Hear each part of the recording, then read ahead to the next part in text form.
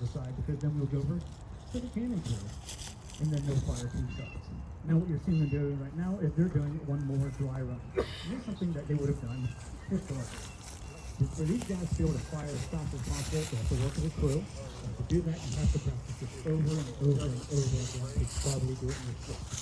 And so for safety purposes and for historical purposes, that's why these guys do this over and over and over again. The important thing is that they would each know each other's jobs, because if somebody got wounded, you would still need to work that gun. So ideally, you need to be able to know what somebody else's job is as well as your own. Yeah, these guys will do a dry run. As soon as they do their dry run, we'll get started. Like I said, we'll be starting with the muskets over here, and then we'll move to the cannon after that. So we'll be getting started in just a minute.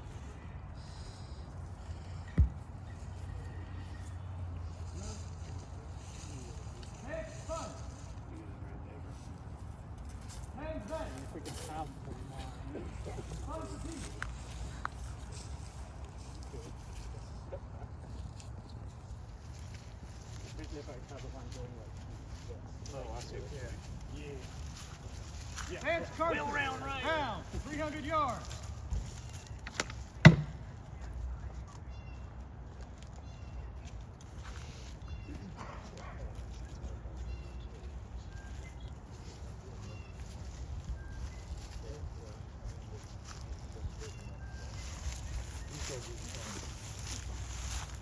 Charge the piece.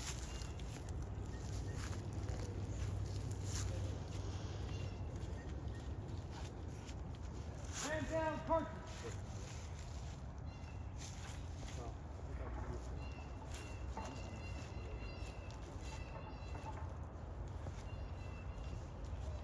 Pick and dry.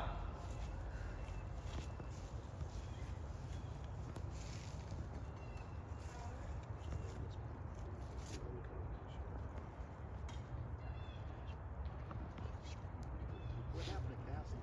Okay. I had no idea. Oh, yeah, I bet you did. Get fire. Oh, Winter's He's over at the Suns. Search the piece.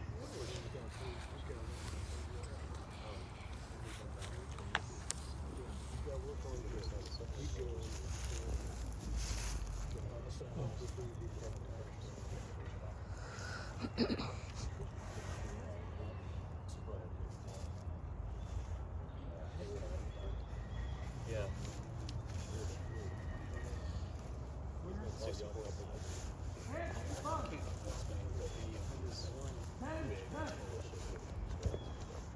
You can find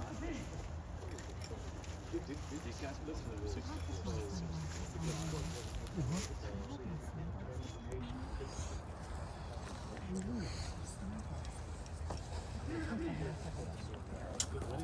Ever since he was and this It's not. I just, I've got a hat. Right now,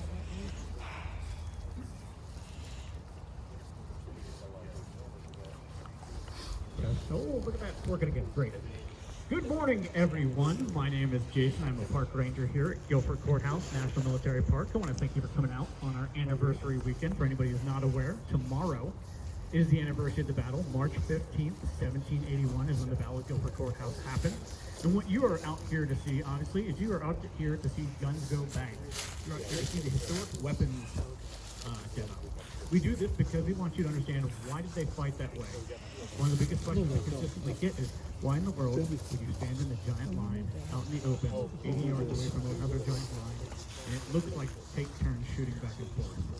Well, there's actually a logic to this. The basic way to explain it is that what the weapons of the time can and cannot do dictates the way you train your soldiers, the way you organize them, the tactics you use.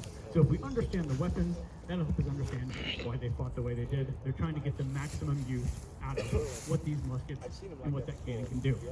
Like I said, we're starting off with the muskets, so anybody, if you want to, you feel free to move down to this side of the line for our start, because we are going to be starting over here with the small arms. Now, to talk about these things, what we got to talk about is the different types of soldiers we would have had at Guilford Courthouse, and we really can break them down into 3 major types. Now, the first type, let's start with the British soldiers. And tell me, what do we typically call British soldiers in this era? Redcoats, Redcoats. Why do you think we call them redcoats? because their coats are red. Exactly, right? Great name. Redcoats because their coats are red. The idea is that those guys were professionals.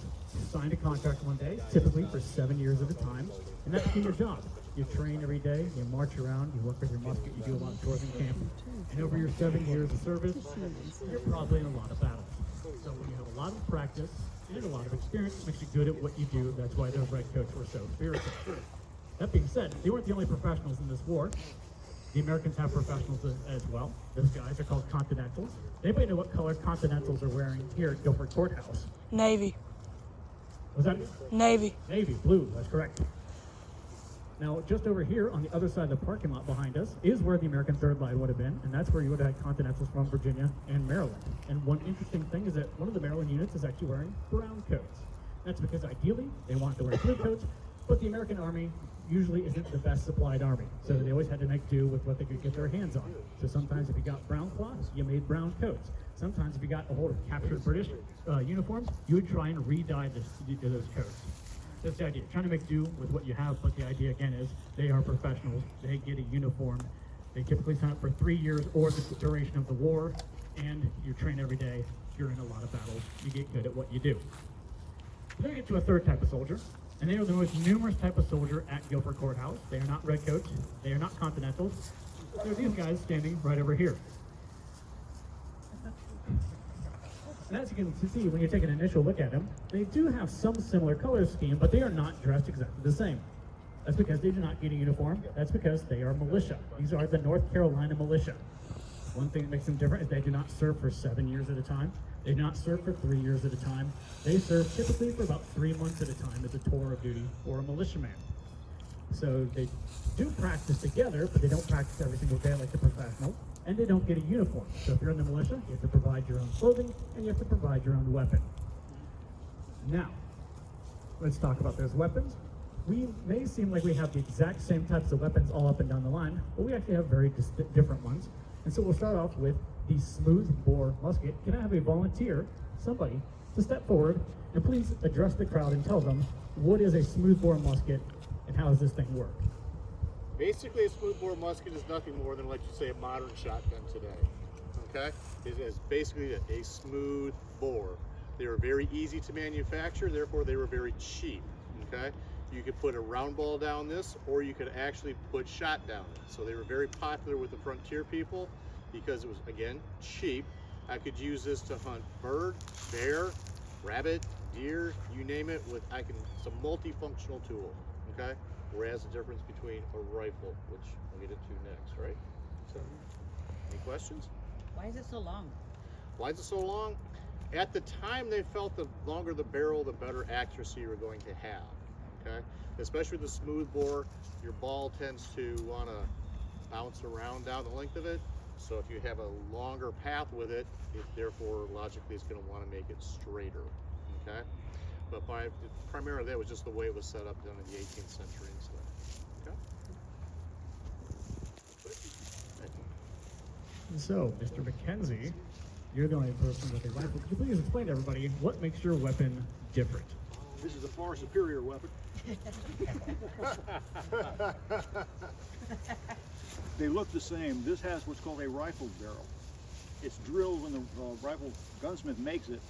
They drill rifling, spinning all the way down. This has what's called a 1 in 62 twist, which means for every 62 inches the ball travels, it rotates one time.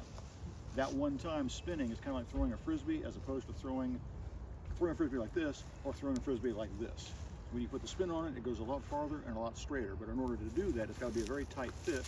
So what I do is, instead of having the barrel much larger than the ball is almost the same size as the barrel, and then I use a cloth or a leather patch to wrap around the ball so it grips the rifling on the way out of the barrel.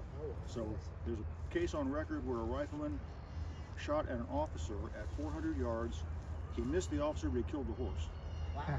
And that's a pretty good shot for 400 yards, and that was virtually impossible with a musket. With a rifle, that's not really all that unusual. The problem is it takes me a whole lot longer to load this because it's got to be a tight fit, so instead of just dropping everything down the barrel, I have to force it down the barrel.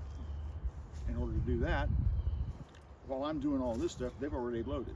So we're doing the demonstration, I'll be in line with everybody else, but in reality, I'll be off to the side, and I would be used as a sniper, basically. My three main targets would be the officers, you can tell by the uniforms, the artillerymen, the guys firing the cannon, and the musicians, which sounds a little strange, but like at this battle with thousands of guns going off, if you are my commanding officer and you're screaming at me from this distance, I can probably not hear you. But you have a drummer next to you, you tell him or her, I want them about face. And say about face is da-da. We can hear that over the din of the battle. So basically, he is your radio man. So if I take out the communication, I just interrupted the chain of command. And as a father, it would be difficult to do that because most of the musicians were under the age of 15. Yeah, so you got to sleep with that at night too. Very difficult job, but something you had to do. Any questions? Thank you. Thank you. So as our two gentlemen just explained, we essentially have a smooth bore, which is just a metal pipe smooth on the inside, firing the rounds all around it. And we have a rifle where the difference is instead of the inside of the barrel being smooth like a pipe, there is a groove cut on the inside in a spiral shape that will spin the ball like a football when it comes out. And so that will give you more accuracy because not only is it a tight fit inside the barrel, so it's not able to bounce around as it comes out, and the spinning like a football overcomes what is called the Magnus effect. The Magnus effect is how you throw a curveball in baseball. The way the air moves over an oral, will move in the air. That can happen to a musket ball. You can do everything perfectly, load your musket, fire it.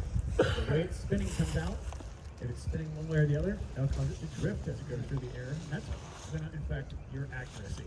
So, that's part of the reason they fought the way they did. To kind of think about this, the way we want to think about combat in the 18th century is that if you have a battalion of soldiers, 300 people, you get them lined up shoulder to shoulder, that'd be about the length of a football field. You folks are kind of almost shoulder to shoulder right now, so you can imagine if you are a battalion marching around. I, as your officer, would try and use you as one giant weapon system. Ideally, I want you all firing your muskets all at the same target, massing your fire. I get you 80 yards away to kind of maximize our accuracy, get you as close as I think I can get you to get to the other line, and then I have you fire in volleys together. The reason that everybody's not carrying around rifles is there's many reasons. One is rifles cost a lot more to manufacture. And the other thing is that rifles are a lot slower to load. As you mentioned, that tight fit of the ball slows down the loading process. So while a smoothbore musket can probably fire 3 times a minute for a well-trained soldier, a rifleman's probably only getting 1 shot a minute. In this era, to think about the way they thought about combat, you are thinking, I want to maximize the volume of fire, throw as many musket balls downrange as fast as possible. And once I weaken that opposing line, ideally, I get my guys to use their bayonets, put those on, turn your musket into a 6-foot spear. As you charge forward, hopefully just the mere sight of a line of guys coming at you with 6-foot spears would be scary enough to make you shatter and run off the battlefield. So that's the way to think about combat in this era. Battalions of people, 200, 300, 400 people, are being marched around and used as though they are one giant weapon system, all working together. Now, that being said, what these guys are going to do is they're going to fire 2 shots for you so you can actually see the long, ridiculous process it takes to load and fire a single bullet. The first one's going to be done by what's called by the numbers, how they would have been actually trained, just so you can see each step in the process. After they fire that first shot, the second shot will be the more realistic combat way, where they'll get one order of climb and load, and you'll see that it'll go right through the loading process as quickly as possible. Now, before we do this, I do have to warn you, we're using real guns, and we're using gunpowder. Gunpowder is an explosive. It is quite loud. So when they go to fire, I would encourage you to plug your ears. You'll see me do that as well. Now, I do want to tell you, though, is that they're not firing bullets, and the cannon will not be firing a cannonball today. We're not firing any actual ammunition because we would not want to harm any of the pygmy hippos over at the Science Center. So we do not fire actual ammunition, but that being said, we are firing guns. They are going to be loud. If there are any dogs, make sure you have a good hold on your dog's leash. If you have any small children, cover their ears as well. So are we all ready for our first musket shots? Yeah. Awesome. They're all yours. It's not gonna be that loud. Attention. Shoulder your firelock. To the right about, phase. Prepare to prime and load. Handle cartridge.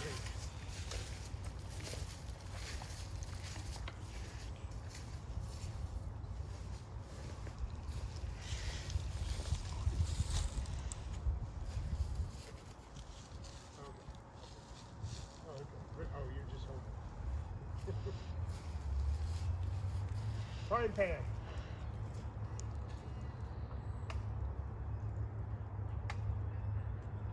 Shut. Cast about. Charge piece.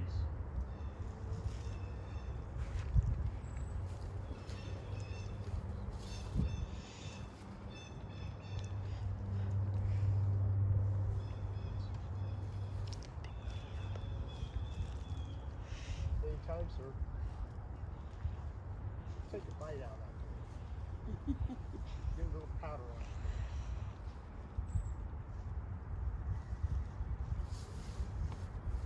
Withdraw rammer. Ram down cartridge. Return rammer.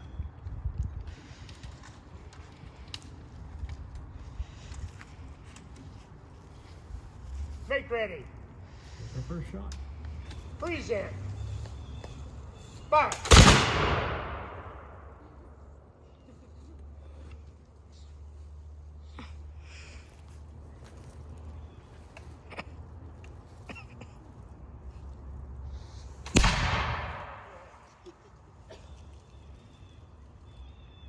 Priming load.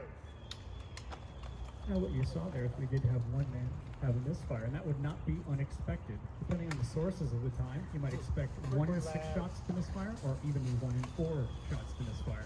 And there could be many reasons for that. One would be gunpowder is hygroscopic. That basically is a big fancy word meaning it loves moisture. It will suck the moisture right out of the air, and if it gets wet, it also won't go off. The other thing that can happen is that these things are dirty weapons. A lot of the gunpowder creates fouling that clogs the gun. That fouling can clog up the piece, prevent sparks from getting inside the barrel to ignite the main charge.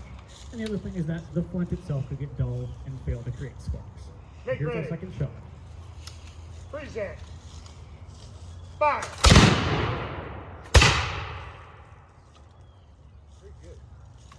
Shoulder your fire lock. Secure your fire lock. Shoulder your fire lock.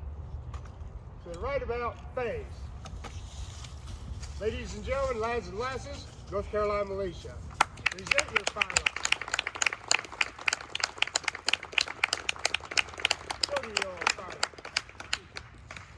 Company dismissed. All right.